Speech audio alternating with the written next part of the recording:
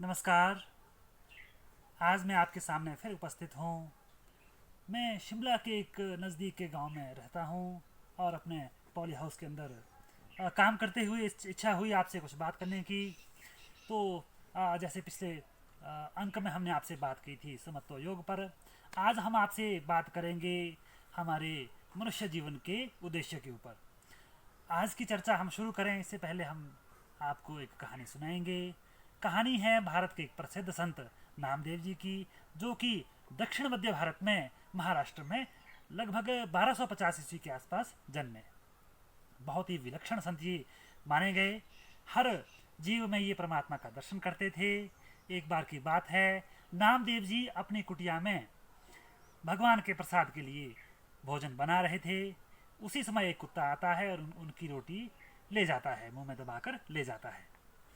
प्राचीन समय में जब भी साधु संतों के या गृहस्थी के घर पर भोजन बनता था, तो या तो भगवान के भोग के लिए भोजन बनता था या अतिथि सत्कार के लिए, अतिथि के भोजन के लिए भोजन बनाया जाता था। कहा भी गया है, भुंजते थे दुखम पापा ये पचान्त्य आत्म कारणात। जो लोग सिर्फ अपने लिए भोजन बनाते हैं वे केवल पाप का भक्षण करते हैं। अर्थात हमें भोजन जो है परमात्मा को भोग लगाने के लिए और अतिथि सत्कार के लिए ही बनाना चाहिए। अर्थात जब भी हम भोजन बनाएं तो हम उसको भगवान के अर्पण अवश्य करें और कोशिश करें कि उसको पहला भोजन हम किसी अतिथि को करवाएं भगवान का स्वरूप मानकर। इस प्रकार से जब नामदेव जी के वो टिक्कड़ कुत्ता उठाकर भागता है तो नामदेव जी जो सर्वत्र परमात्मा का दर्शन करते हैं वो भी उस कुत्ते के पीछे भागते हैं और भागते भागते आवाज लगाते हैं, महाराज हे प्रभु, अब जब आपकी कृपा से हमारे पास घी उपलब्ध है तो आप ये सूखे टिक्कड़ क्यों खा रहे हैं। जिस प्रकार से प्रहलाद के लिए भगवान एक खंबे से प्रकट हुए थे, उसी प्रकार भगवान नामदेव जी के लिए कुत्ते से प्रकट हुए। हरि व्यापक सर्वत्र समाना प्रेमते प्रकटि होई में जाना। अर्थात भगवान इस संसार के कण कण में विद्यमान है। ईश्वर अंश जीव अविनाशी। भगवान का ही अंश समस्त जीव मात्र में है, परंतु प्रकट वहीं होते हैं जहाँ प्रेम होता है, जहाँ प्रभु से प्रीति होती है, जहाँ समदर्शन होता है। इस प्रकार से ये आज की हमारी कथा नामदेव जी की थी, जिनके सामने प्रभु कुत्ते के रूप में कुत्ते से ही प्रकट हुए। तो आइए चर्चा करें आज हम अपने विषय की, अर्थात मनुष्य जीवन का उद्देश्य। हमारे रामचरितमानस में भी कहा है, बड़े भाग मानुष तन पावा सुर दुर्लभ सद ग्रंथ ही गावा। अर्थात मनुष्य जीवन बड़े ही भाग्य से मिलता है, सभी ग्रंथों में ऐसा कहा गया है। और इस मनुष्य देह से हमें परमात्मा की प्राप्ति करनी चाहिए। परमात्मा की प्राप्ति के अनेक मार्ग हैं, जिनको हम योग के मार्ग भी, योग के साधन भी कहते हैं। योग अर्थात वह विधा, वह विद्या है, वह टेक्निक है जिससे हम परमात्मा को प्राप्त करते हैं, और परमात्मा को प्राप्त करने को भी योग कहा जाता है। योग का शाब्दिक अर्थ भी जुड़ना है और तात्विक अर्थ भी परमात्मा से जुड़ना है।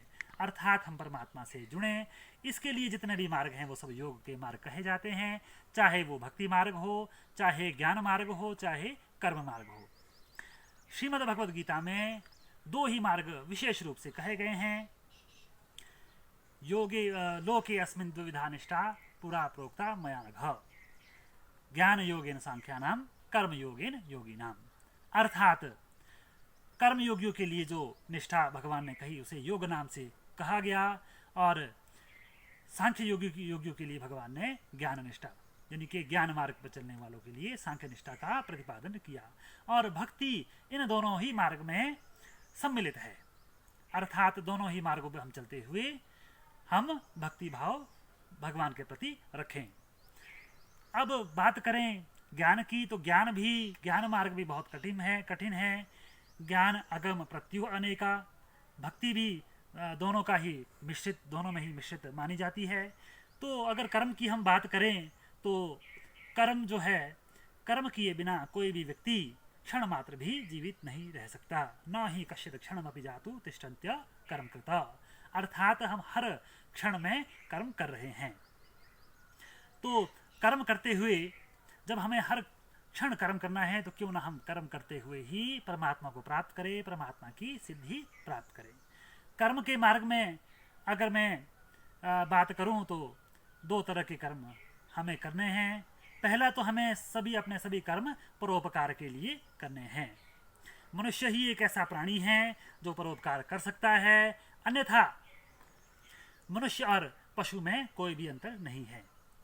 जैसा शास्त्रों में कहा भी गया है, आहार निद्रा भय मैथुनम च सामान्य एतत् पशुभिर नराणाम धर्मो ही तेषाम अधिको विशेष धर्मेण हीना पशु भी समाना।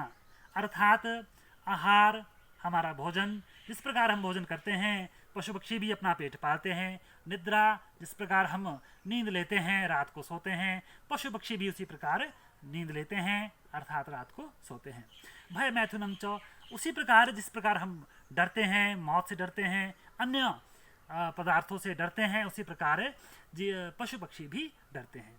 आहार निद्रा भय मैथुनम च, और जिस प्रकार हम अपनी सृष्टि को आगे बढ़ाते हैं, संतान उत्पत्ति करते हैं, उसी प्रकार पंछियों के भी अपने पशु पक्षियों के भी अपने वंश चलते हैं।